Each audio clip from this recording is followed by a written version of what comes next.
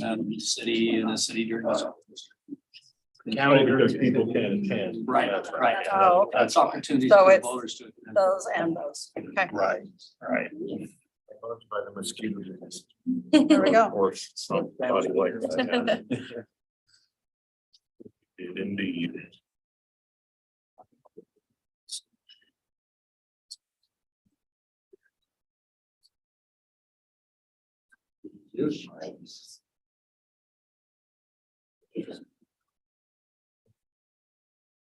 July 25th. July 25th. I don't know, are we gonna, maybe we don't have one because of the binary. We have one potentially scheduled, but it's definitely flexible. Yeah, that's kind of an awkward one. Okay, perfect. I'll put that on there. That might be one you won't be at.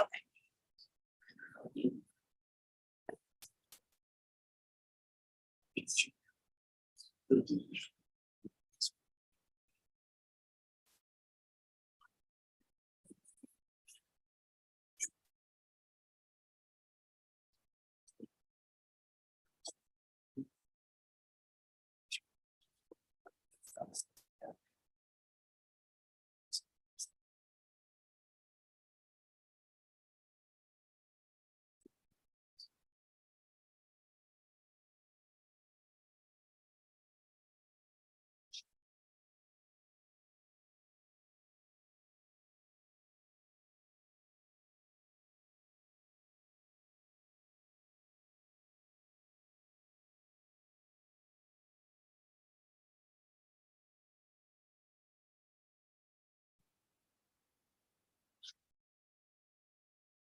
Okay, we'd like to welcome everyone and call to order the study meeting for the West Valley City Council.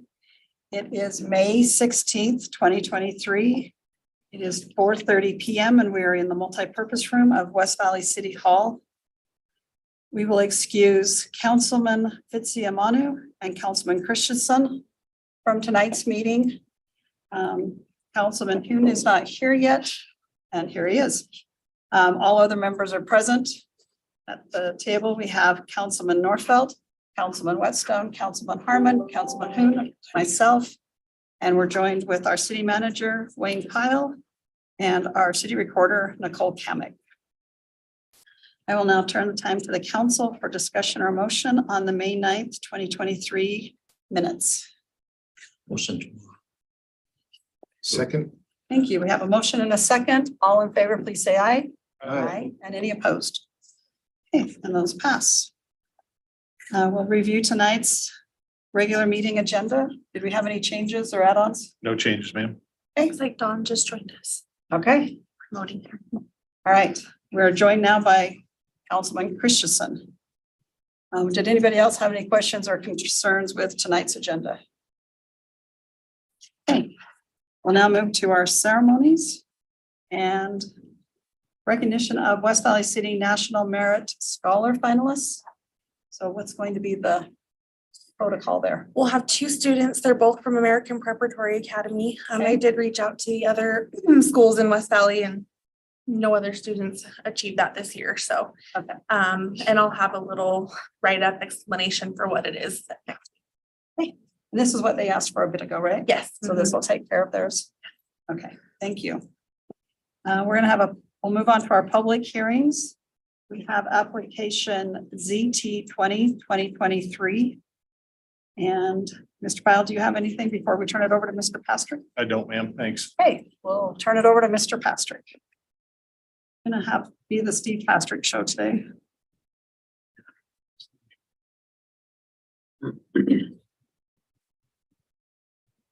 Thank you, Mayor. Steve Pastrick, the Community Development Department. So this ordinance is actually a request from staff to address some of our screening requirements for outside storage. And so to clarify, our code already requires that whenever you have any kind of outside storage for a business, that it be screened. But the options for screening include things like using a chain link fence with slats or building or other screening techniques. And the concern that came up as it relates to storage along major streets. So in our ordinance, we have what are called high image arterial streets. Those would be roads like Bangor Highway, 35th South, Redwood Road, Mountain View Corridor, where where you would have an outside storage use.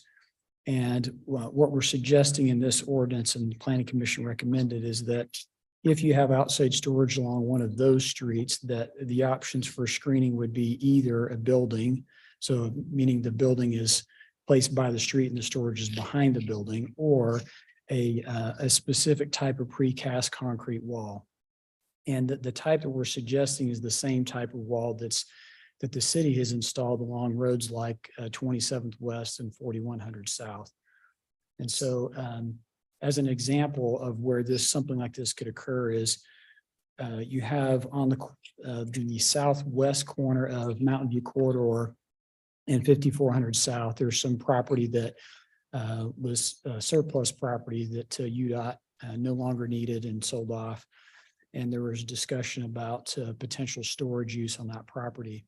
And so if this ordinance would pass, that would require, again, if there's storage on a lot like that, that's by Mountain View Corridor, that either the storage would be screened by a building or it would be screened by this specific type of a precast wall. So again, in summary, the intent here is to, on these high image arterial streets, that if there's going to be outside storage, it would be screened either through a precast wall or a building. Okay. Any questions from the council? Then one question.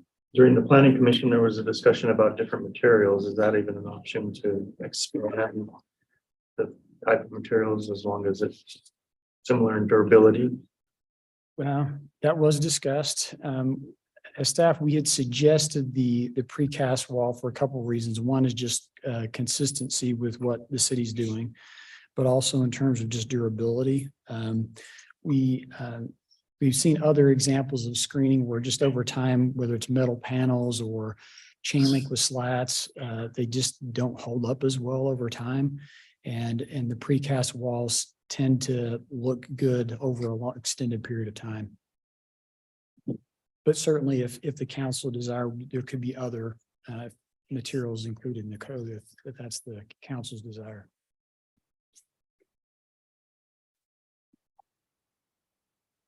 So on the presentation, I see some that you're using as examples. So are the existing building or businesses going to have to go back and do this, or just everything moving forward? Correct. It'd be moving forward. Now, if you had an existing business that's making a significant upgrade, they're building a new building, and at that point we could look at having them come into compliance. But any existing building or any existing business would not need to comply as they continue to operate as they are. So this one building, I can't tell if the item in question is showing that this is a gray fence or they don't like the gate. So it's your Page 4. fourth one down. So do you know if that's showing that that's a good fence or you don't like the gate?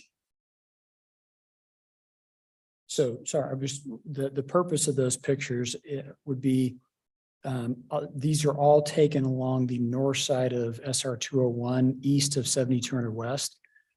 Okay. So I was trying to show some good examples and some not so good examples. In this case, I feel like this where you have the precast wall and the gate, I think that's fine. I think this is a good example. As you move east, though, there's one use where they have a metal panel fence that's in disrepair. Another one where they have chain link with slats where maybe there's some slats missing. And plus the fact that with the chain link with slats, you can still kind of see through that, even though it's got the slats. So we were just trying to show different examples of how that's been done in the past and, the effectiveness or lack thereof. Okay. And then was there restrictions on the fence? It can be a residential fence, or does it have to be the commercial grade? So this is replying to just outside, like businesses that have outside storage. Right. But the quality of the fence, Taylorsville on their main streets, they do it a lot cheaper than us because they use the residential grade fencing. and we used the commercial grade. So it costs a lot more. So on this, is there a difference between which grade of the fencing you use, the panels? We didn't actually specify that. We did. So what we called out here is the pattern, the like the textured pattern for the wall as well as the Okay. coloring. But that is something we could address too if if we wanted to put in a specific grading of the concrete. Yeah, because I'd rather not restrict them to only the commercial. So Because right you now, get it's- ran into so much that if you're gonna have to replace them, you might as well replace the less expensive one than the more expensive one. so right now it doesn't specify. Okay, so they could put the residential one in. Okay, Correct. Do we have limits of how, I mean, this picture on page 4, the gate's probably 20 feet wide, which you can see through the gate. Do we have limits? I mean, you can't do a concrete gate, but do we have limits on how big that opening is that you can see through? We don't. Yeah, that's not addressed right now. So yeah, there's not a specific requirement for that.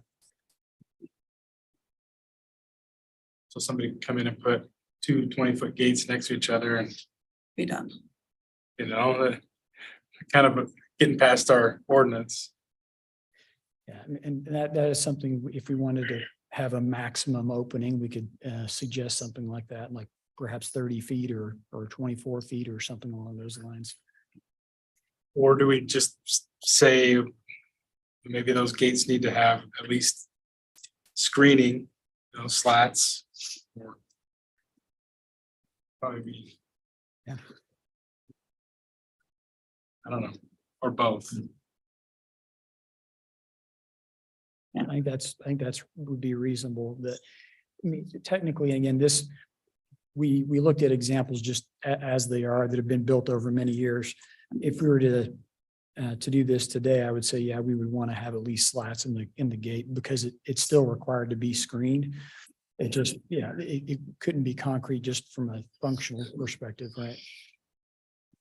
Yeah, and this one isn't even chain link. It's Yeah. just wrought iron, whatever, up and down.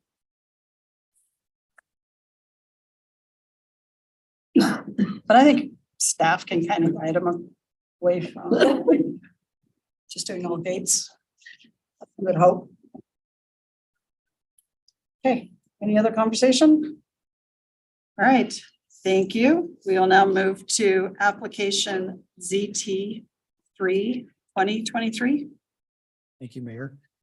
This is an application that was submitted by HH Salt Lake LLC. And they're requesting two changes to our code. The first is in section 71103, which is the section of our zoning ordinance that deals with definitions. And so the first change they're proposing is to remove the definition we have in our code for a lingerie store. And then the second change that's proposed is in section 76301. And that is that section is our commercial manufacturing use table. So that's the table where you would find all the different, the long list of commercial uses and industrial uses and which zones those uses are allowed in. And so the second change would remove that term lingerie store from that table. And so just by way of background, some background information. So right now that term lingerie store, that use is allowed in, we have our mixed use zone, general commercial or C2 zone, C3 zone, and the M zone. And then there's also a number of zones where that use is prohibited, but especially it's also prohibited within our overlay zone. So we have a number of overlay zones, for example, around the area around the Maverick Center. There's one as you first come into the city by the Jordan River along Bangor Highway. So we have in certain primarily like gateway type places in the city, we have overlay zones where certain uses are prohibited. So this would be one of those where it's prohibited. Just a little bit by way of background. So this term was actually added to our code back in 2015. And then it was later defined in 2017 when we updated the code in 2017. But initially it was just used in the city center zone as far as a prohibited use, but then expanded and prohibited in other zones in 2017. And just a little bit of background by way of just overlay zones where this use is currently prohibited in overlay zones. So the city's used overlay zones for many years to try to encourage certain uses over other uses in certain areas. So as an example, if you look at the overlay zone over the area around the Maverick Center, there it's you have the entertainment focus, hotels, restaurants. So it's trying to encourage those kinds of uses over other uses as an example. And so again, the request here by the applicant is to remove that that term lingerie store from the list of definitions, but also from the list of uses that are allowed in or in our commercial manufacturing use table. Okay, I'll turn it to the council for discussion.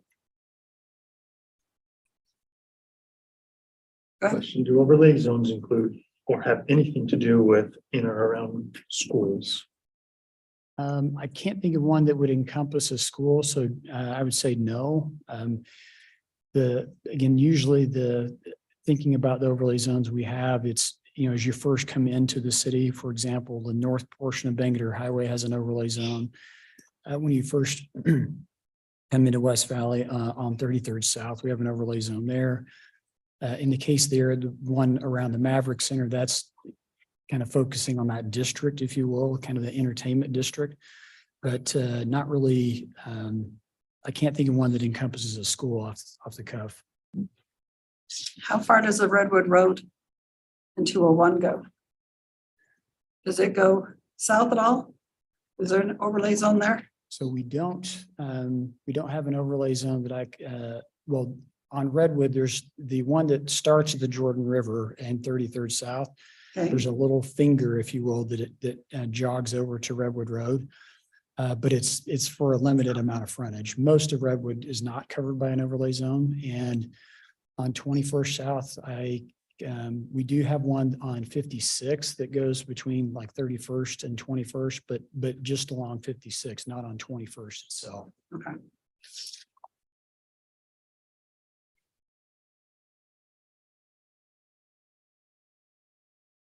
Okay, seeing no other questions, we will move on to our last one. You have one more, Steve? Do you not? Or maybe this is the action item still on this one? No, it's Right, the, it's the Nick Mingo development. Yeah. Is that the one you're looking at? yeah, Nick Mingo. Excuse me. Yeah. So 1 second here. So let's go to our public hearing schedule, and it's GPZ 2/2023. Thank you. Yes, sorry, I'm got ahead of myself. I do that quite often, so.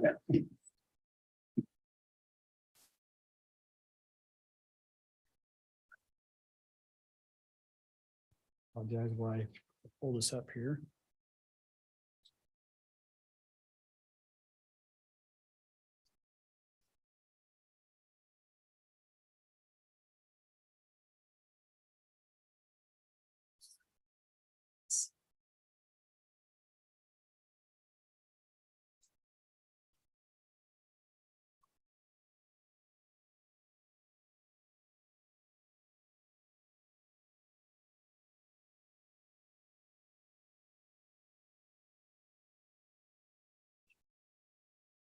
All right, Nicole, if you're able to allow me to present here, I'll Yep. share my screen. Thank you.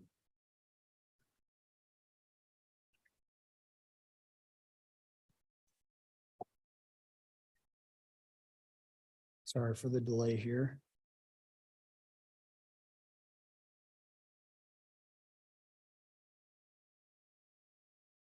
Okay. So this property, the address is a bit tricky because historically the property didn't really have frontage on a road until just recently. But so the address the county assigned is 5990 West Parkway Boulevard. This is 37.5 acres. So you have a combination of A and A1 zoning, so agricultural zoning on this property.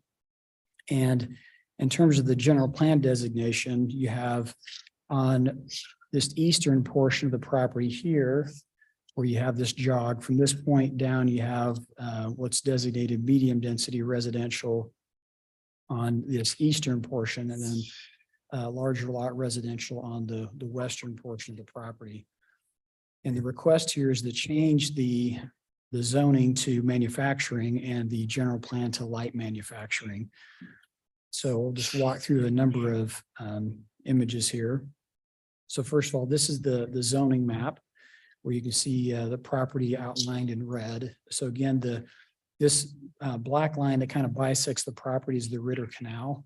And so the portion of the property north of the Ritter Canal is just the A zone, and then the area south is A1. So really the main difference there is the lot size. The A1 requires a 1 acre lot, whereas A requires a ½ acre lot. And just to kind of, again, orient you, the property to the north, you have manufacturing, and then pretty much everything surrounding is still the agricultural zone. So what's proposed here is an industrial development, and it would be similar to what you see to the north. So if you notice on the aerial image here, you have just on the other side of Beagley Road, there's some new industrial buildings that just are recently constructed, with another one I'll show here in a minute that's a little bit further east. The buildings more to the east side of the property are smaller just by the nature of the canal. With the canal bisecting the property, it makes it a little more challenging to do larger buildings. So I wanted to point out just in this that this property does fall within our northwest EDA. So if you look at so everything in blue falls within that EDA. So basically, in a nutshell, the EDA does allow, at least provides the opportunity for a tax increment incentive for commercial development, but that doesn't really come into play for residential development.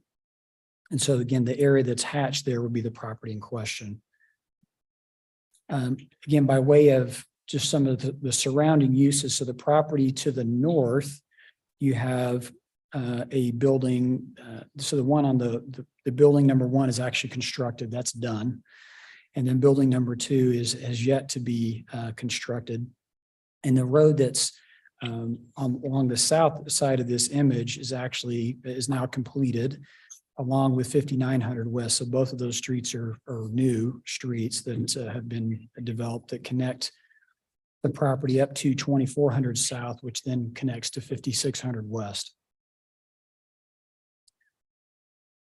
Another point that I think is important just for context here is that in the city's major street plan, we do have plans to eventually extend 5900 West, which is this road here, down to Parkway Boulevard. And the idea would be that this road would align with the ramp here.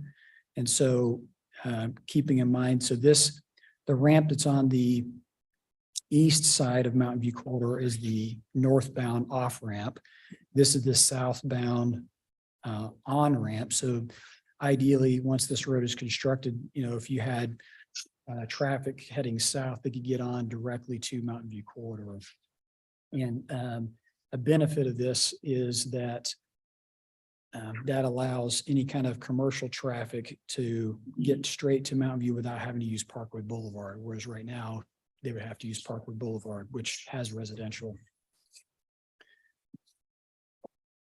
So another project, just again by way of context, is Public Works has plans to make improvements along Parkway Boulevard. So this isn't directly adjacent to the property, but is close by. So eventually we'll have between Mountain View and 6400 West 5 lanes along Parkway Boulevard.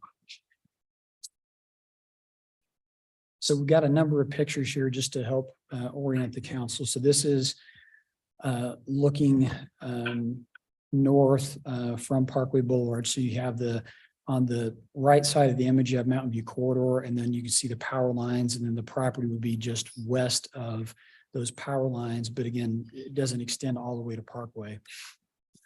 This is the charter school that's there on the it would be directly south. Stegner Academy is the name of this charter school. It's south of the property. This is Stegner Way, so looking south from Stegner Way. So if we go back, sorry, I'm trying not to get everybody dizzy here and traveling back and forth. It's an older picture. Let's go to this one. So you do have Stegner, this is a little bit older aerial, but Stegner Academy is now here on this property right here. And of course, Mountain View's here. And so the road along here is actually a public street that dead ends at this property and is right now just really services the school. But that is a public street that's been developed. So going back to this image here. So again, this is from that public street looking to the south. Same street looking north. So you can see the school on the right-hand side. This would be the dead end portion. So just at the end of this road is where the property in question is located. Again, looking south from that same north end of the street. So this is the property just on the east, or excuse me, west side of the street, residential property. And this is now moving to Beagley Road. So this is now on the north side of the property looking to the east. So you can see the Wasatch out in the distance, looking south. So you have for a portion of the property, the canal is directly south of the road, but as you head east, the canal kind of diverges and bisects the property. Looking west, so again, you can see some of these industrial buildings that have been built along the north side of the road. This is now looking to the south, so you can see the charter school out in the distance there. Another view west, just about through here. So this is a little bit closer to the east end. So you can see out in the distance, the apartments that are on the east side of Mountain View corridor. Looking over the canal. It's a very large property. Sorry, we took lots of pictures. East from Beagley. West again from Beagley. And then this is right now 5900 West dead ends. But again, the plan would be that eventually this road would extend down to Parkway Boulevard. And then finally, this is a plan looking to the north, or a view looking to the north for 5900 West. And one more to the west there. So going back to the concept plan.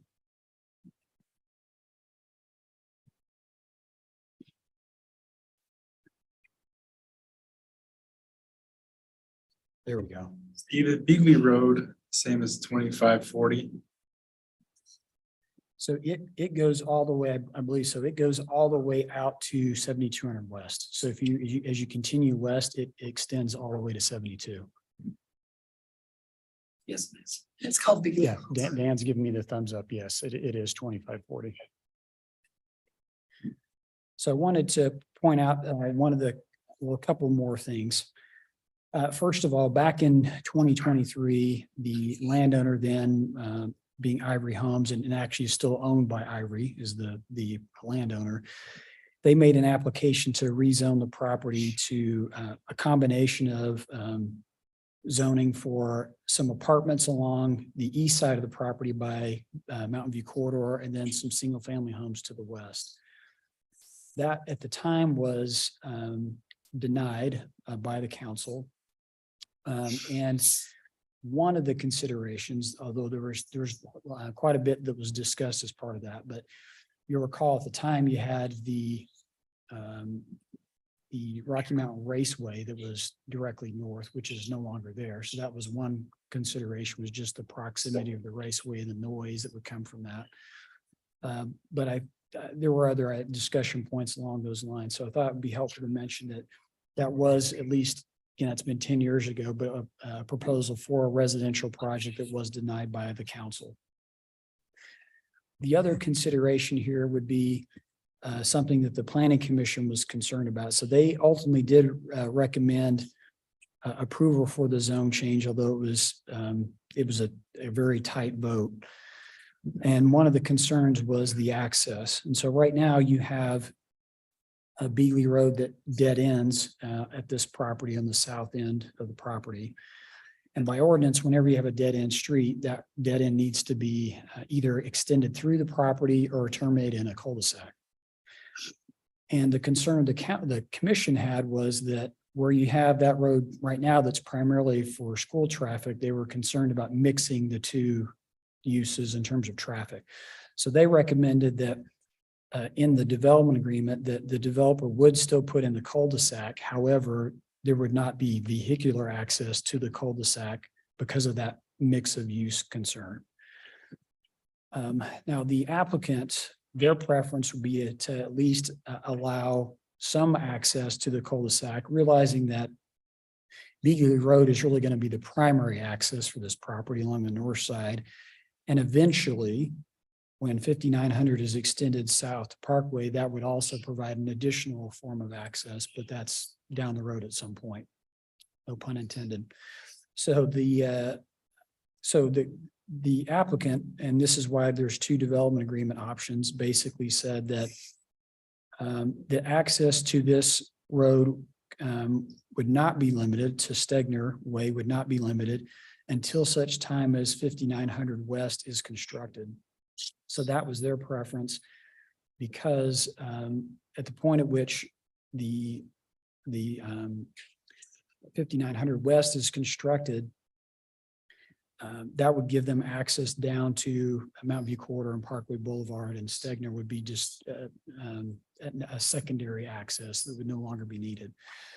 So again, hopefully that made sense as to why there's two options there. The first option being the Planning Commission's preference that there be no access to Stegner, and then the applicant's request that there be access at least until 5900 West is extended south. And How are we gonna cut that off once 5900 West is? And who's gonna do that? yeah, so we could look at, potentially having bollards, for example, at the access. And we can maybe explore some specific ways to do that. But the plan would be that you just would not be able to drive. You could still have someone walk to the cul-de-sac, but not have vehicles drive.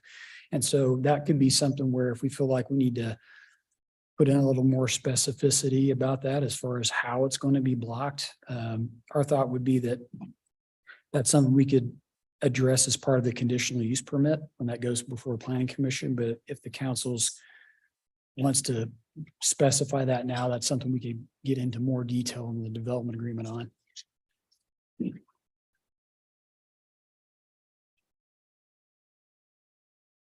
So I've been out to the school during morning drop off, and it can't handle anything else than what it has. I'm not really feeling great about ever having access to that road that the school's on, just because the number of employees, and it's a very, I don't know what they're gonna have in there, but they could have things that have trucks in there every day. And it just doesn't sound like a good thing. I would rather have that they have no access to that school road. I drove up to 64 and over and down Bigley. And the warehouses to the north have been dealing fine without having 5900 south for their access. And so honestly, those people coming out to the north on the road and then going over to 56 or to 72 are both so easy to do. I don't see why they would need to use the school road as well. So the only way I could vote for it is if there's absolutely no access ever to that school road from this development. Steve, isn't the Crosstown Trail somewhere around here? It is. It's actually been constructed as part of Beagley, is my understanding, or not through this section. So Is it planned for this area?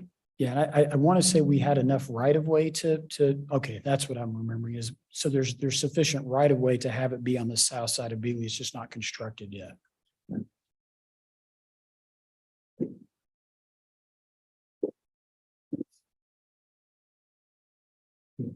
Yep, sure.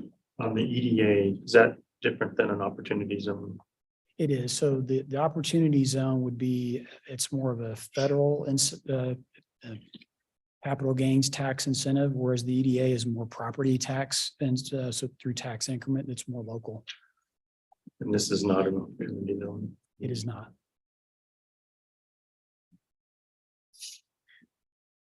So how will the crosstown trail work here along Beagley Road? So my understanding, and Dan can correct me if I'm misrepresenting this, is we have enough right of way to build the trail on the south side of Beagley, but between the canal and the road there's sufficient space for that. And then there was, as part of Mountain View Corridor, I believe a place for the trail to go underneath Mountain View Corridor that is adjacent to the canal, is my understanding. So there is that connection that's already been accommodated for the trail. And then further west down by 72, didn't we leave space on the south side or dedicate space for the trail? So it's mainly just sidewalk the whole way. 72 and 64 is built.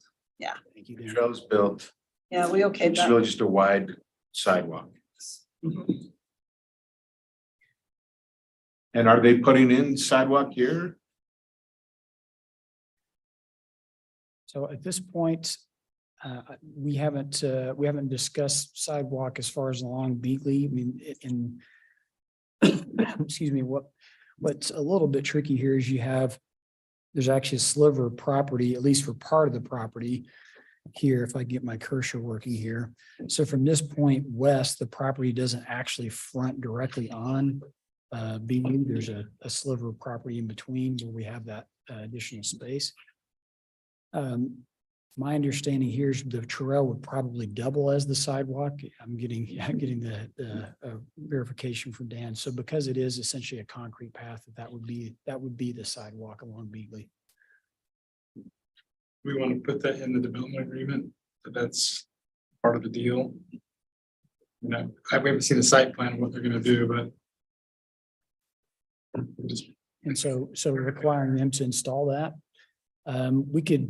we could discuss that with the applicant. The one thing we would just have to maybe look at is making sure and just maybe verifying we have the right of way and across the entire section. So that part we can clarify that.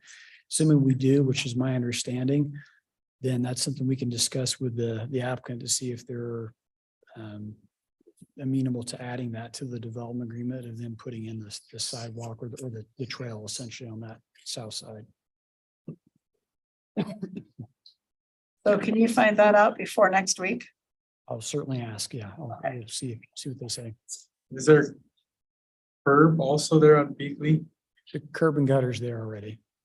Yeah, in fact, I think that's go back to some of these images here. I think that shows.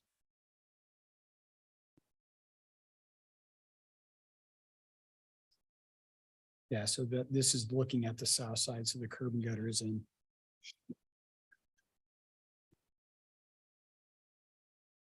One of the things I did, I'm sorry, go ahead. It looks like the trail goes under Mountain View Corridor along the canal, but on the south side of the canal that connects to the Mountain View Corridor trail. Right. At some point, we'll need to figure out how to make that connection along Beagley down to where it goes underneath Mountain View Corridor. Part of the trick there is there's a swath of property that between this property and Mountain View Corridor that's actually owned by Rocky Mountain Power. So it's not currently public right of way, so we would have to work with Rocky Mountain Power to get some kind of an easement to build that in that space. Be nice to see a plan for the trail. once they build their buildings, we have to go around them anyway, right? Is the canal with the canal going through this property, the trail could not go on the south side of that through their property, correct? Or could we still do that? And just have it join up at that west end of their property? That's a question I can ask. My understanding is that we were planning on having the trail just basically parallel Beagley Road. I can ask the question about putting it through the property. I think my guess is their preference would be to keep it along the street. Yeah. That's where I would prefer it to be too. Not go into somebody's private property or development.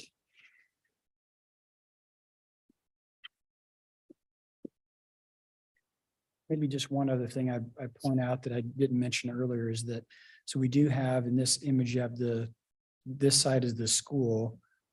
You do have this one kind of almost remnant residential parcel. But then all of this property along Parkway and here is actually owned by Magna Water. So they have several wells on the property. And so in some ways, I think this is one of the considerations for the commission was that you have a little bit of the built-in buffer, if you will, because with Magna owning that property and likely indefinitely owning that property, it will remain just open because of the wells that they have on that site.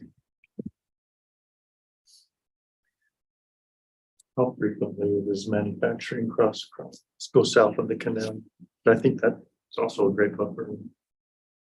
So that historically, and you'll notice this in the minutes, the canal has historically been the buffer between industrial and residential. I think that just in talking with the applicant, the consideration was from their perspective that in their minds, the residential wasn't wanted from the city. And you have a property that you do have just on the other side of the street, some new industrial, that a large industrial building is just on the north side of Beagley. You've got the power lines and Mountain View corridor on the east side, and to some degree, some kind of buffer, if you will, not residential right next to it on the south. Now, the property to the west is planned to have residential at some point. So and this is something that was discussed with the planning commission. So at some point in this, there'll be residential and industrial coming up against each other. So whether it's, this property goes residential and you have industrial on the other side of the street, or this property goes industrial and you have residential to the west, there's a seam somewhere, I guess is what I'm trying to say. How much property is west of this property, but east of the Parks Department and the stormwater? 'Cause we have our wetlands out there as well. We do. So that, all that property that's between 6400 West and this property, I know it's privately owned. Off the cuff, if I had to guess, I'd say maybe like 50 acres, 50 acres, something like that, but. And then our storm drain wetlands is west of 64, correct? That's right. None of it is east of. That's right. Because there's some nice little ponds just east of 64. Yeah. Okay. Any other questions? Okay. Thank you. Thank you. I think I'm done this time. Yes, you're done. Whew. The Steve next Patrick week. show is over. All right, now we'll go to our resolutions 2372. And this is the Salt Lake County Convention and Tourism Assessment Area.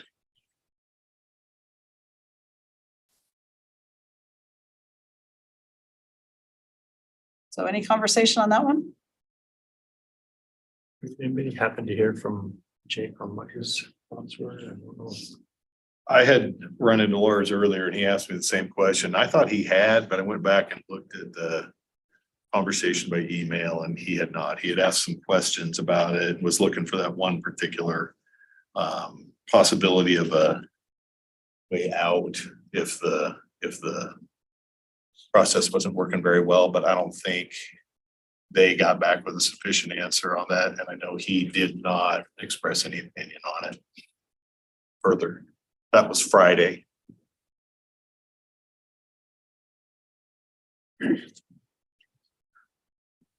So we're not meeting again in 2 weeks. It's the fifth Tuesday.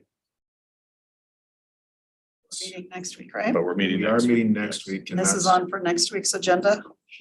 tentatively, right? I mean, we said we would add it tonight to our study meeting, and if we get enough support, we could then keep it on the regular meeting. Because it's not a public hearing, we can take it off. That's correct. Okay, So are we still at 3 and 3 and 1 not sure? Anybody change their mind? all their emails only made me dig in deeper. What they were saying just didn't. The added hotels.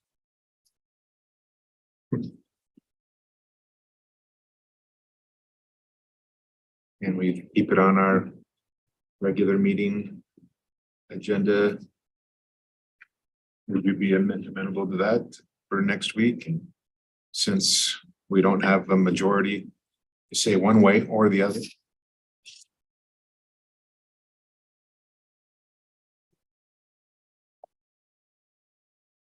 I don't know.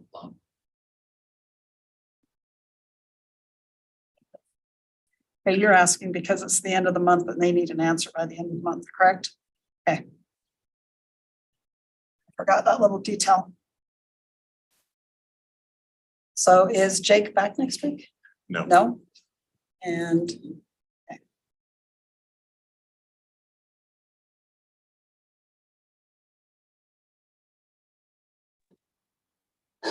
I'm still in favor of putting it on next week. okay, thank you. Do I have 4 people that want to leave it on for next week? I guess is the question. We have 4 people to say, no, let's not put it on next week. Nope, I don't think you have either one. Unless I'm surprised.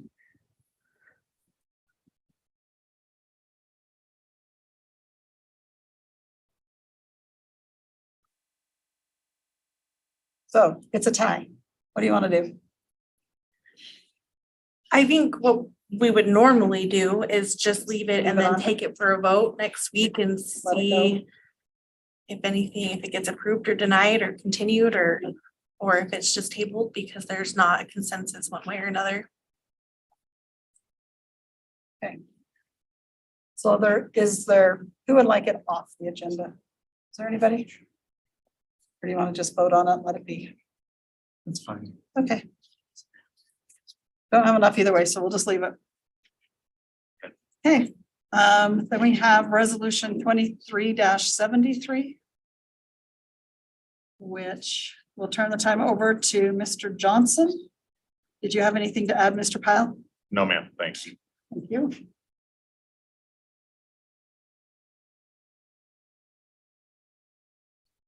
Yeah. Oh, I'm sorry. Dan? Mr. Johnson is your dad? It does have Kobe on here. I'll try to give you some cover that way, Dan. Thank you, but it's unwarranted.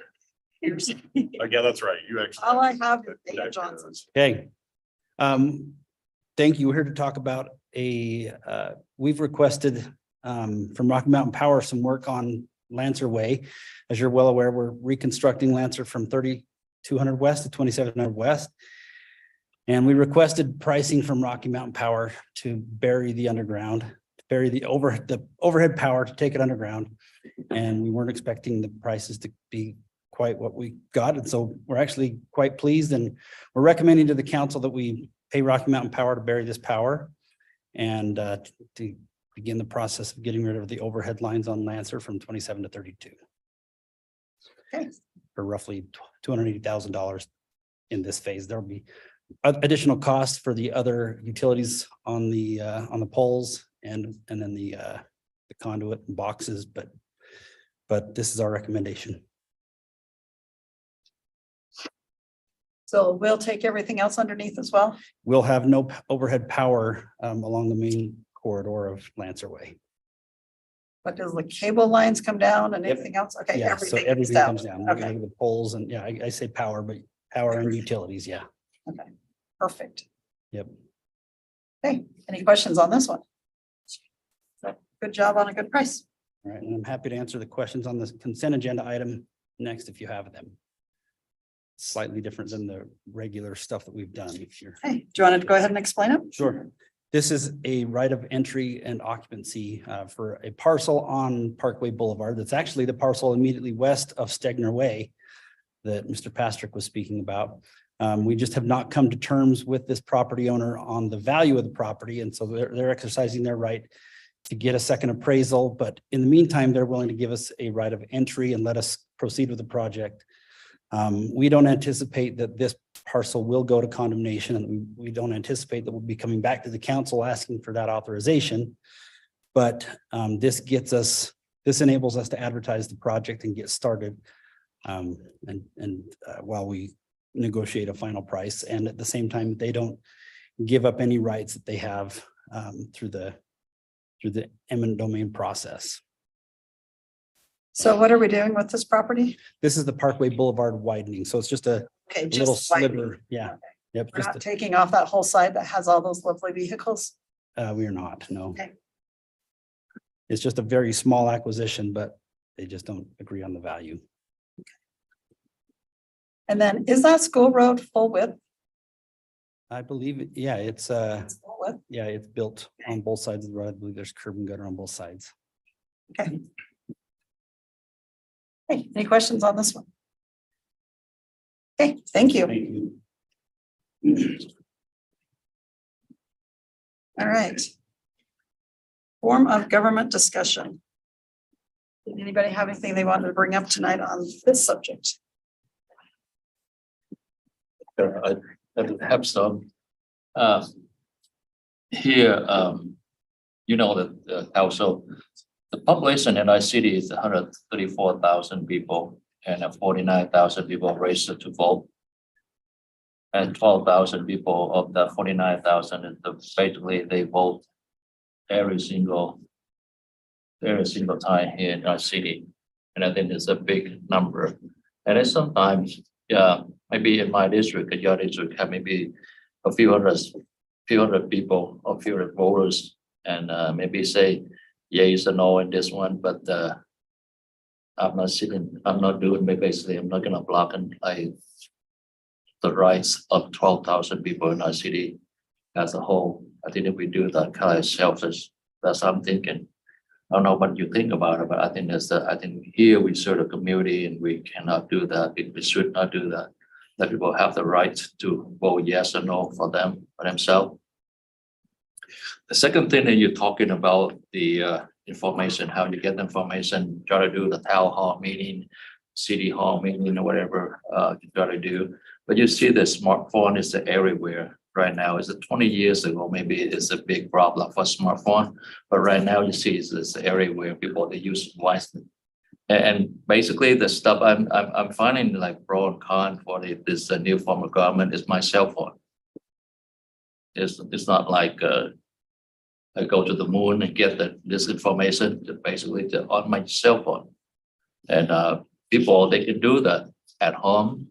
And the town hall meeting, the city hall meeting, I think they don't have to come to see you because they can do that at home. They can find it by themselves and they can figure out how to do that. It's for themselves. So I think it's a very, I don't know, but I think it's if we're thinking about people, they don't know anything about it. We just put ourselves above them. We just kind of like we're thinking about we are better than them. And I think that's not very good, to be honest with you. The third one is about the mayor situation right here in our city. Is that you see that the community here we have 134,000 people. Other community here like 40,000, 50,000. They can have a new form of government. That means it's a strong mayor form of government. For example, like South, Salt Lake, Murray, or Taylorsville and other places. They're really small than us, to compare, and they're very small than us, but they can run that. And like our city here, the mayor here see the part-time job, she has her business, but she basically running it like hotel up, it's for you go out and you talk to people, elected official out there, they will tell you, they told me, she is very, basically she everywhere told me, she just like full-time mayor. So if we do that, we kind of undermine the community, undermine the city. We cannot have a full-time mayor to run the city. I think that's not very, very good. You got to think about that. The last one is about check and balance. It's a very critical point for me. That's why I kept, saying about this. You see that, sometimes our city run into a problem, and I think the check and balance is one that so we can help us out to make it fair and to solve the problem, and really basically is not too much powerful sometimes. Yeah. If we don't have that kind of checks and balance in our city, and we can run into a problem. So I tried to bring this one up again, and I appreciate your support and just thinking about and studying about it, so we can bring this one forward in the future. That's all I say in my mind. Okay, thank you. Anybody else have anything? I've been thinking about it a little bit. I think one of the councilmen here said months ago that our citizens probably don't understand the difference. And I think there's definitely some truth to that. But I think as I've talked with people, they assume we have a strong mayor government. When they vote for a mayor, they assume that you're the executive person at the city. They don't understand that we have a city manager. And so, I'm sure that's not everybody, but I bet you it's the majority think, vote for mayor, this is the executive of the city. And whoever that is, go mayor, And then they also think about when they have issues. I'm sure you get calls all the time. I get calls from Mayor Bigelow, for Mayor Bigelow on my On phone. your So, phone. Thanks for taking those. yeah. I'm not that helpful, I don't think. So it would be nice to do some town halls and see what people think, and if they even understand what they're voting for. I honestly, 2 years ago, I didn't know. I didn't know the difference between a mayor form of government and a city manager form of government. So, but I would have assumed, and I did it back on council, that the mayor is hot stuff, the chief. But I learned otherwise, that in this form of government, it's basically just another vote. But I don't know if it has to be that way. Eagle Mountain has, I'd like some more information on that. Eagle Mountain has a council form of government, but their mayor is the executive of the city. So somehow they've got a hybrid with Eagle Mountain. So would be interested to know more about that. Okay, I do have a District 3 and anyone really, town hall scheduled. I've sent out emails, I've posted on social media. I've had like 200 RSVPs. I'm kidding, I had like 10. But any of you are welcome to come. It's on June 3rd at the Fitness Center between 9 and 11 in the morning. And I'm just looking forward to a discussion and getting input from residents and you are May I, welcome. may I make a comment? yes, are you finished? Yes, go ahead. Okay, go ahead, Don. Okay, sorry, my phone wigged out on me and I didn't hear a whole lot of what was said, but I'm still of the opinion, and I've talked to many residents that I represent, and they've all said, why are you talking about changing government? We've been doing fine. What's the difference? And I'm of that same opinion. If it ain't broke, don't fix it. And I don't think it's broken. I think it's worked fine for 40 years because we've been able to have continuity on staff and everything else. And that's why we've progressed as much as we have. So I do not think that we need to change government. Thank you. Thank you. Anyone else? Just a comment on Oh, Tom's comment. He mentioned that the city is at a size where it would make me sense to have a mayor strong form of government, but looking at research, our cities are larger than this valley that seem to work under the council manager system, and Phoenix comes to mind, but just a comment on that. okay, thank you. Were you gonna say I've something, said Lars? everything and I haven't changed my mind. Okay, One more, I think maybe, if you want to have a town hall or something about the town meeting, is something you can ask the city to help us out, maybe put on a website or something. And, they showed, people they know, and they can come to the town hall meeting, you can talk to them more about that. I think, it's the right thing to do because we turn the city into a local business instead of corporation business.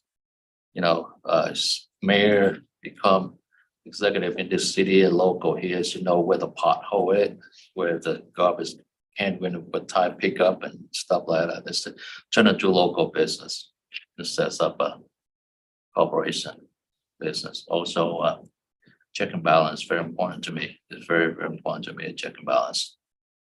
okay, thank you. Anything else? Okay.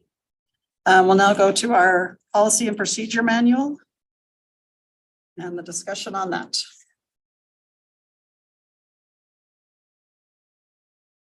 Well, I'll just, I had never read the policy procedure manual, and I didn't read it all anyways, but on Paylocity, I got an alert back in January, I don't know, sometime. That said, hey, you need to read this. It's part of our HR policy. So I started reading it, and then all these policies had executive order here, executive order here, executive order here. And so I think I sent council an email and said, are we not supposed to be approving the manual, the policy manual? And so my thought is that we need to roll back the manual for all executive orders, and then Wayne can bring us any changes that he wants to make to that. Okay. Anybody else?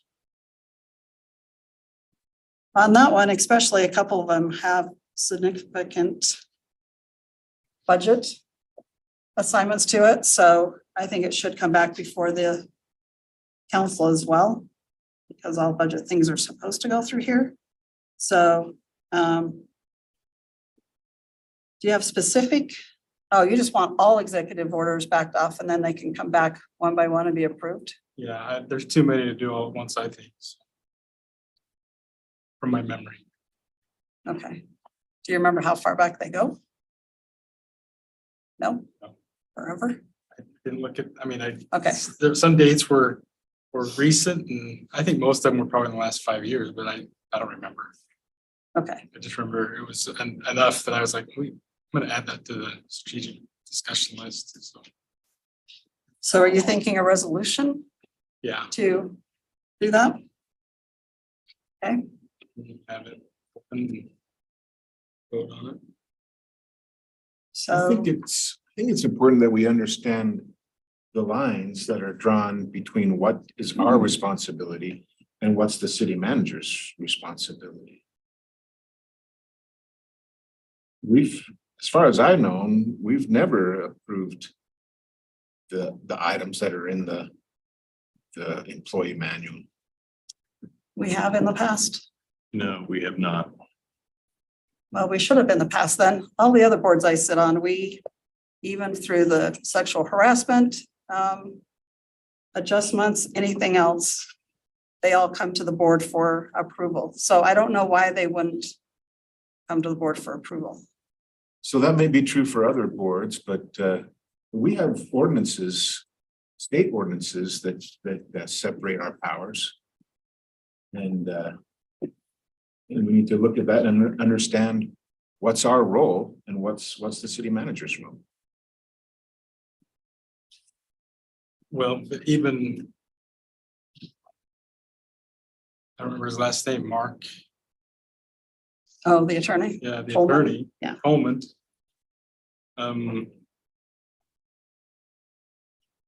Said that we should be approving that. Okay. So, and by statute, and he stated statute, by statute, we should be approving that. So I'd like to know what statutes you're referring to. So he's the attorney. So if I And we might, could have, legal prepare a statement on that. What are those lines? yeah, and if I might add comment to that at some point here when it's appropriate, ma'am. Okay. Let us finish this up and then we'll turn it to you. So do you have the statute that shows the difference between city manager and council?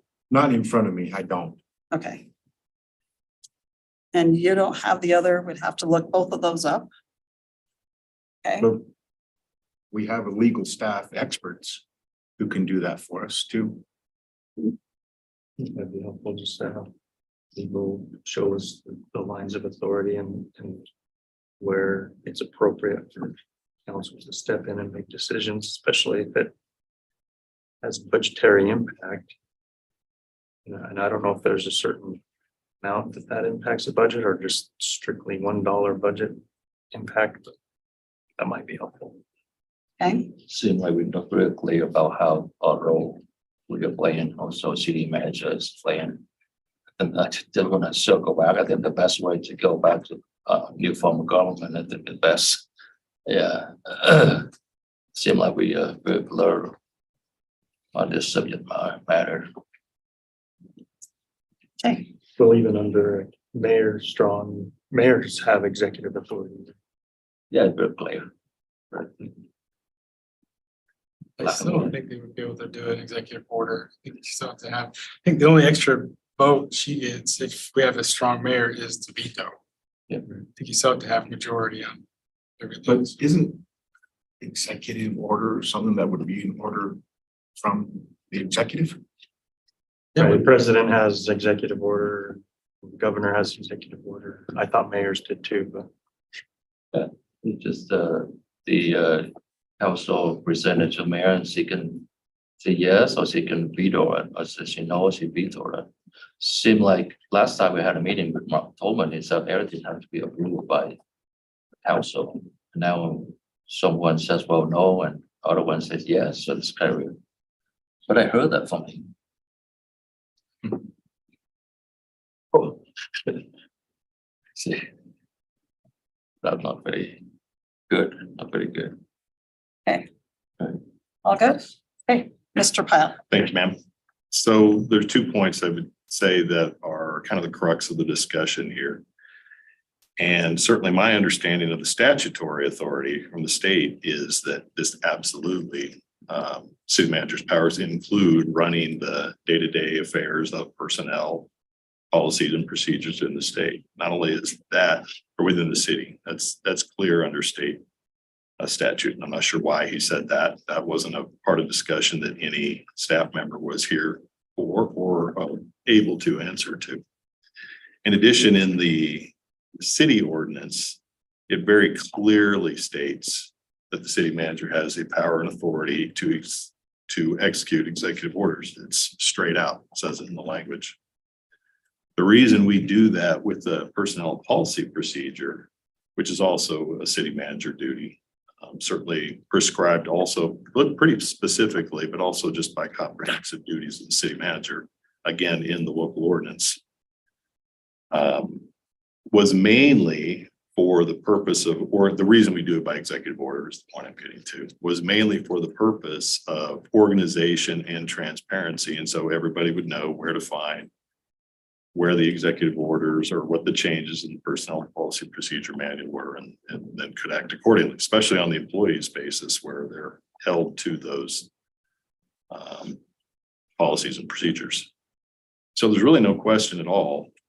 And certainly, yes, we can have Eric outline that for you in future in like a memo or whatever you would like to do, but they're right there. I can read you the executive order language, for example, right here. But I think the larger point isn't necessarily that the council would have an issue with the fact that the executive of the city is supposed to be running the personnel and policy and the day-to-day operations. Say that's clear. If the council has a particular problem with any particular change that occurs within the policy and procedure manual, I have no problem at all talking about individual issues. I guess the last point I would make on it in terms of how this is operated in the past is the executive orders go back all the way through the formation and form of government to 1984. It's not last year or 5 years. This has been the precedent and the practice and the policy for the city for that whole time since the form of government was adopted. So it's nothing new, and it's not anything that's been controversial either in the past. So my suggestion would be that if there was a particular issue of any of the items that are in the policy and procedure manual, let's talk about them individually, and we can do that. As far as attaching other kinds of criteria to how those are adopted, such as budgetary authority, that can be so widely defined that anything you do in personnel policy procedure manual would be deemed as having some budgetary effect. Whether that's drug testing or whether that's an additional hour or day for funeral leave, I think was one of the last executive order personnel policy change manuals. So that doesn't really, it's not really a viable way to address that concern if there are concerns as far as the formulation policy and procedure manual. But outside of that, how much executive authority does a city manager have? For example, we've been discussing this fire engine. Could you just executive order purchase that or? No, yeah, great question. Again, what we're talking about as far as these executive orders has specifically only applied to policy and procedure.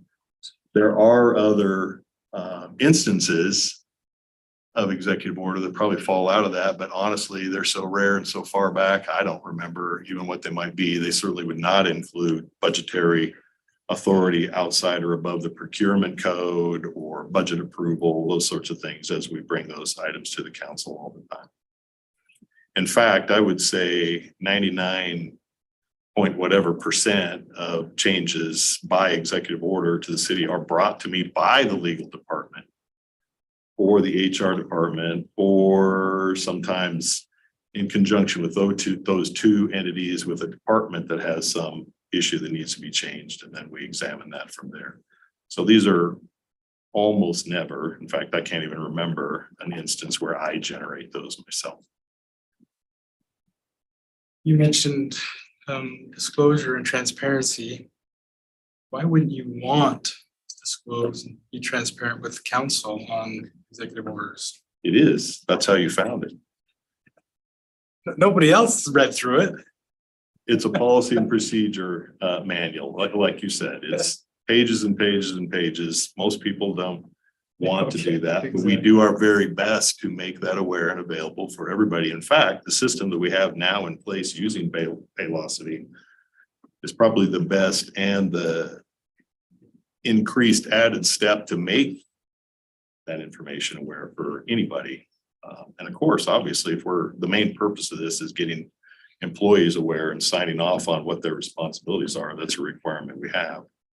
Then we want to see them know that. And you as council members, because you do hold particular employment, status, are included in that, of course, are notified through that mechanism. It seemed like there should be a threshold defined on changes made to policy though. I mean, I'm just thinking from resident coming to us, if they happen to find out that this substantial policy change was made that impacts the budget. Hey, why aren't you, Mr. Councilman or council member, overseeing that? I don't know what that definition would be, but it does seem like there should be some type of threshold where city manager can make carte blanche changes without some oversight. Right, and not necessarily disagreeing with that. And again, to my earlier point, if there are particular items or issues within the policy and procedure manual, the council would like to have me look at it again or revisit because of concerns like that, I'm fine with doing that. But as far as budgetary authority itself, and again, we did have this discussion shortly, it wasn't very long, but back in like November-ish timeframe, sometime in the fall. There hasn't arisen yet in the history of any of these situations that I'm aware of where I exceeded budgetary authority that was already approved in the city budget. So the situation hasn't happened. That's not to say it couldn't happen. So therefore, yeah, I'm not opposed and be open to that conversation as well, but just wanted to make that statement that that's not been a problem in the past. But that may mean that our budgets have too much fluff in them. No, I disagree with that, but we've had that conversation before too. May I say something? Sure. I'm just sitting here and listening to Wayne. Seemed like he know very clearly what his position in this city and what the rules and regulations he should do. I think the problem here we have is that not only, I think it's everyone in this council, me too. When I came here to this board, this council, I didn't know much about that. Basically have a process of learning. And it seemed like very little understanding about the role and what I was playing in this council.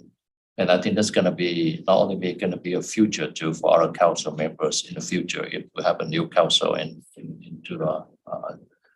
this our room right here. I think that's the big problem. I'll bring it up to Wang. Last time you made a decision about 6 month employee segment benefit, and we don't really understand the whole thing. But our council said, no, you cannot do that. You have to go through the council to approve that. And see, I sit there. I was thinking about I know something, but I said I don't know. I'm sorry, I missed the last sentence. You Yeah. did what? I was sitting there, I was thinking about, I know something, but actually I didn't know. You know what I'm saying? Yeah. No, I'm sorry, I missed that point. What was it that you thought you know that you didn't know? Here, employment 6 month benefit. And our council says, everything city council, everything city manager made this decision, about this decision has to go through you guys to approve this. And I said, oh man, I was thinking about, I know something, but that case, I didn't know. I'm sorry, I think I still don't understand, but let me take a shot at it. I think what you're saying is, let me make it hold on, let Okay. me see if this is right. So Yes. you were thinking that at some point there was some conversation about this 6 months, which I'm assuming what you're talking about is the previous severance payment for separation without cause for executive staff. Is that what you're talking about? Yeah. Okay. And that the council told me to not change that, and if I was going to change that, to bring that to them? No, it's a 6 month employment benefit. It has to go through the council, so the council can approve Okay. or yes or no. Is that, I mean, myself? No. Yes, that's See? not the case. As I made that, but I would also point out, and of course, we've never had this discussion before because the questions never come up, that particular item in the policy and procedure manual has probably changed. Well, I won't even attach a number to it, but it's changed a number of times over the years, including downwards. For example, when my or the city manager's language that pertained to the policy and procedure manual for purposes of the severance before I had a contract with the city was probably 15 years of my tenure, right? And in the policy and procedure manual, which preceded my tenure, by the way, was before I was the city manager, was a year's severance. And when we did the contract from the HR and legal standpoint, we were looking at what's the best case for the city, what was the intent of what's gone there before, and we reduced that city manager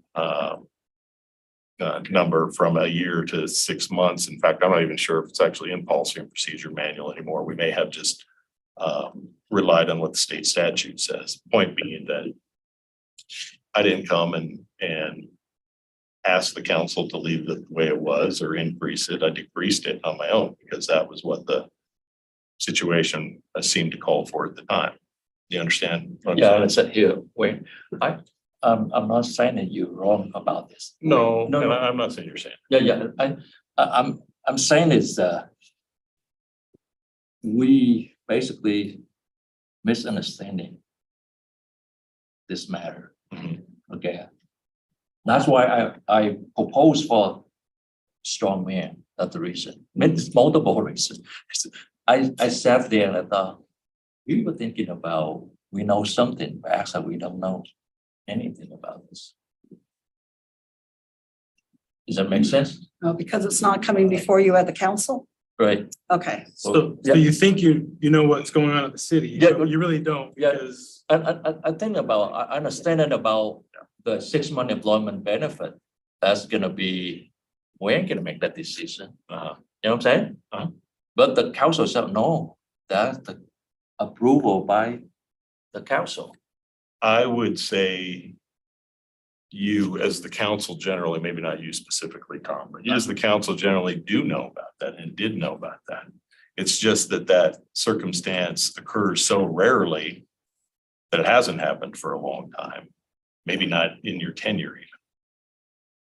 And when that has happened with an employee, I have gone to the council and said, hey, this is the situation with this particular department head, executive staff member.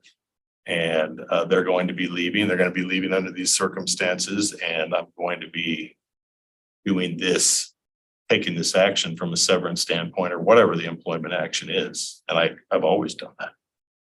with the entire council? Yes. Absolutely. You'll remember one very specific to yourself with Chief Russo. But I don't remember one with Paul. Paul didn't get any severance payment because he retired. Oh, okay, his was retirement. So it's Right. difference between the separation and the retirement. Yeah, that language as it reads is only for the case where They're an not employee is voluntarily leaving, leaving. right, not voluntarily leaving, and it's not a for cause situation. Okay, So. Like it says, the new form of government is the best way to go. It limit, it give us kind of basically misunderstanding each other about between our council and the city manager, the role we are playing. It seemed like a little bit complicated and maybe we misunderstanding and run into a problem. I really don't want to have that, to be honest with you. Yeah, I believe that a change in the form of government would make this even worse. no, I don't think so, Klaus. I know. Yeah, here, they all do the rules and regulation. And they work out with the mayor. In that form of government, Tom, the mayor would have the exact same powers. Yeah, but. And they'd have more leeway to conduct that kind of action without the council's input. But here we have, And the council couldn't fire them. well, the thing is here, Lux, we have multiple layers. It is going government. You agree with me about this? Yeah, multiple layers. And that's the problem. misunderstanding. I don't know about all the other experts, but my perception of what we're talking about now is something that should be done in a closed session, because we're talking about, we didn't start talking about it, but we've ended up talking about professional competency. And so I don't see any reason to keep the discussion going. Yes, it's a good idea for us all to read the procedures manual, but we don't have to vote on every sentence in it. So I see no reason to continue the discussion. Thank you. Thanks. Okay, so is there any other discussion? I really don't think we break any rule here, Don. To be honest with you, we just try to clarify role of the opposition here in this city, and I'm so glad when he explained a little bit about what he has done in the past and what role he played in, and to try to clear it up, basically. Okay. Seeing no other discussion, we'll move on to the council calendar. And is there any concerns or questions on that one? Okay. Seeing none, we'll move to potential future agenda items. One more thing I gotta bring it up about the culture center. When we be charged, last time I brought up about $44 million, and is there any way?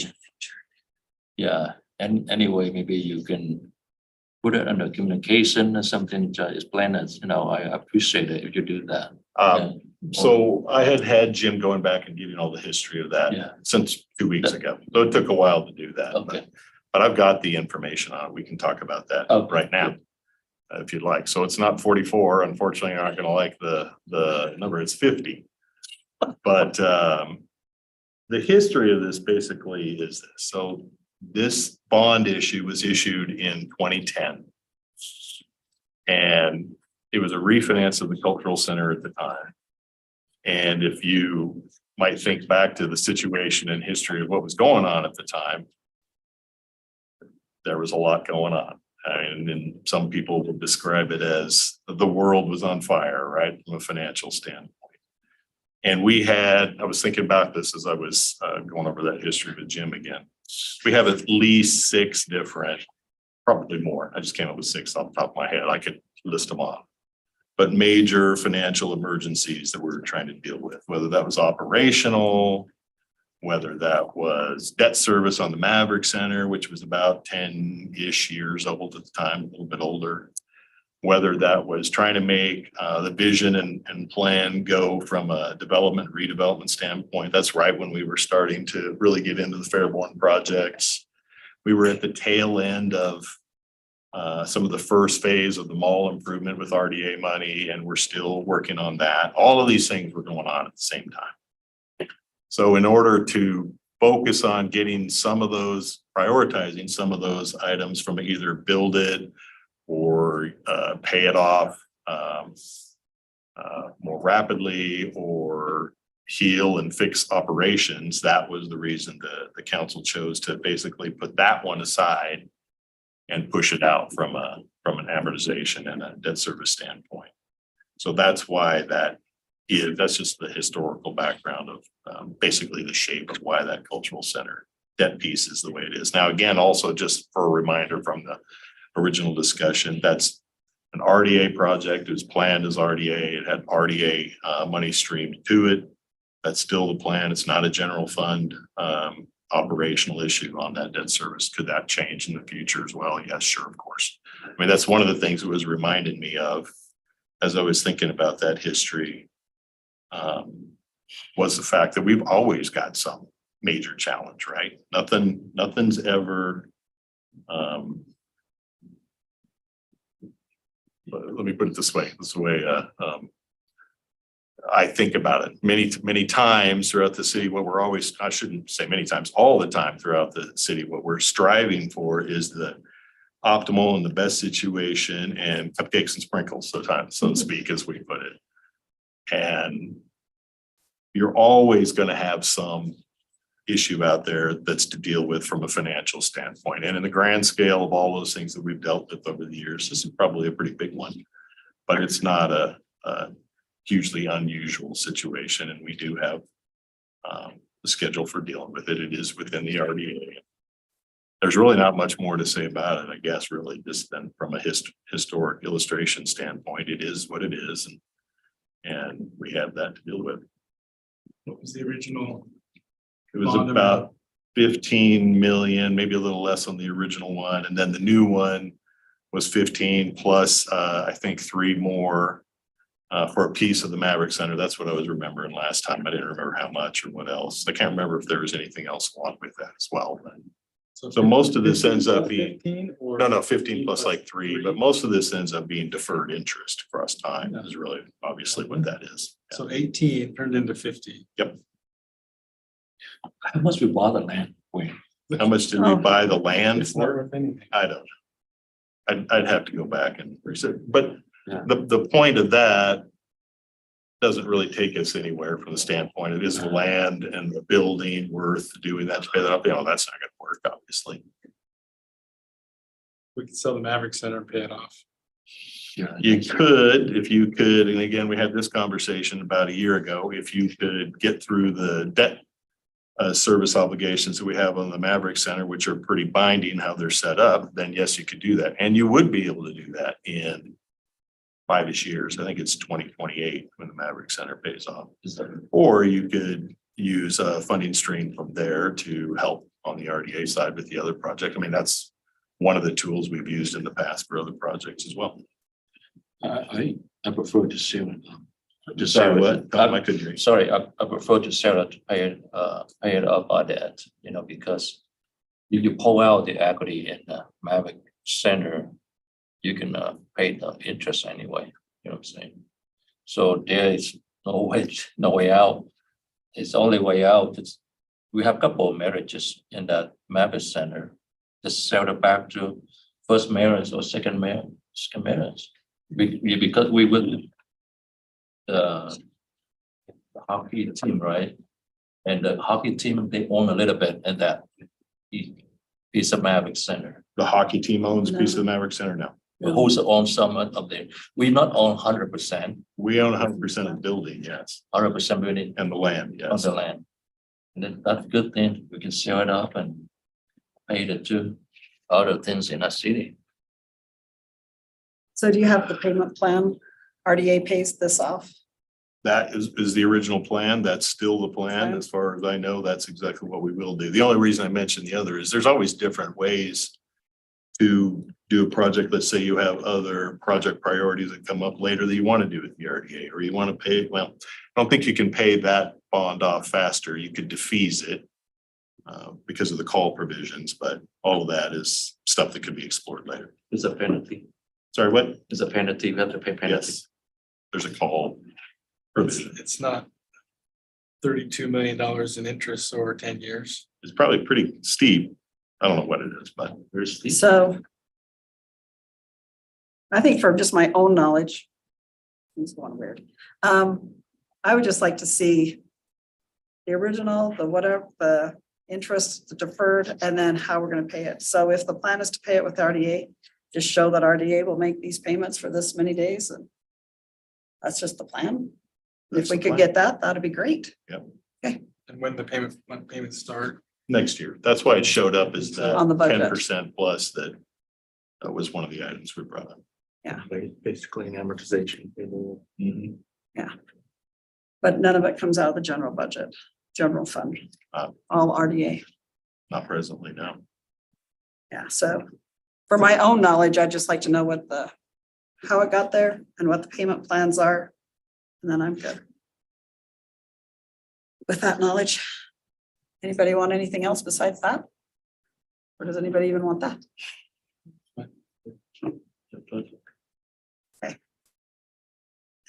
estimated market value of the Maverick Center? Pardon? Estimated market value of the Maverick Center? I don't You can remember. add that on Yeah, if you we want. could- Can you We get did to us? that. We did that just months ago, as you'll remember. I think it was because of around last year. 40. We did it a month ago. Within months ago, sorry. So Couple I don't months. remember. It was last year sometime, spring, summer-ish. I don't remember when. Geez, how much was it? I don't remember. I'd have to go back. Yeah, I'll have to go look. okay. Okay. Anything else on the potential future agenda items? And Nicole has something. We just got a request for a proclamation that we've not done before. It's Immigrant Heritage Month. This is the 10th year that they're doing it. We've never done it before, and this wasn't a local request. It just came in through the organization, but just wanted to see if the council was interested. So historically, yeah, if we haven't done them before, we're not as likely to do them. If it's not a local request, we've been less likely. And if nobody's going to show up to the meeting with the local request type situation, we haven't, but it's totally up to you guys for what you Seems want like to a do worthy moving forward. cause, But I don't think we should, Pardon? I don't think we should do it. Okay, What is it all about again, Nicole? I'm sorry. It's Immigration. Immigrant Heritage Month. This is the 10th year that they've done it, that the the nation, organization yeah. has done it. In our city? No. We've never done it. Nope. I have two answers. Anybody else have an opinion? I like to see that. I don't know, maybe I'm the only one. We all have immigrant heritage, Yes, we do. some closer than others. Story won't pass. I only have two no's. I don't have a four. So not enough to put it on or take it off. So let's just let it float. Is there any kind of time? It's think it's for the month of Excuse June. Yes, so it's June. Yeah. Okay. Council reports.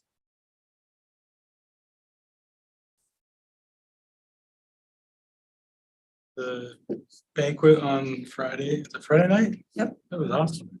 Like, Really we had good. something every day last week. Tweets with us. The mean tweets, yeah, that was pretty good. Yeah, they did. That was a good addition. I think we should have the council read mean tweets about council members. There we go. And then, as always, the Stonebridge's Mother's Day brunch was really, food was really, really good, and it looked very well attended, so that was a positive. So. Okay, seeing nothing else. The strategic plan list, is there anything you would want to take off that and put on next week? Okay, seeing none, we need a closed session. Oh, ma'am. Okay, so we just have one more action item. Motion to adjourn. Okay, motion to adjourn. All in favor, please say aye. Any opposed?